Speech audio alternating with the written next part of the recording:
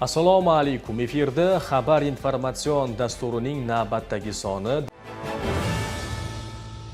Vatanga qasamyod bu nafaqat harbiy xizmatning boshlanishi, balki har bir yigitning el yurt oldidagi muqaddas burchini anglab yetganining yorqin ifodasidir.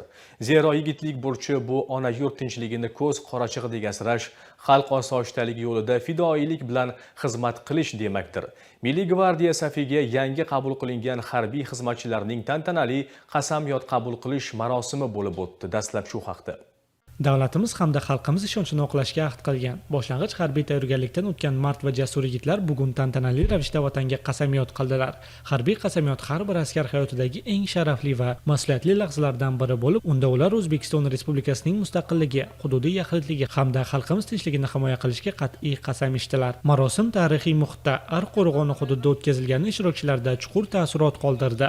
Ajdodlar jasorati va boy tarixiy meros har bir askar qalbida yuksak mas'uliyat tuyg'usini yanada mustahkamlaydi. Marosimda viloyat hokimligi vakillari, Milliy gvardiya Buxoro viloyati bo'yicha boshqarmasi rahbariyati, qurolli kuchlar faxriylari hamda keng jamoatchilik vakillari ishtirok etishdi. Shuningdek, harbiy xizmatchilarning ota-onalari va yaqinlari ham ushbu unutilmas lahzalarda farzandlarining qasamyodini faxr bilan kuzatdilar.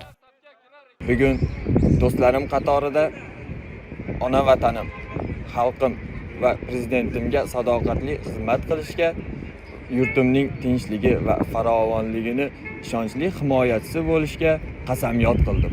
Yurtimizda xizmat qilishimizni va ularni tinchligi va osoyishtaligini saqlash uchun astoydil harakat qilamiz.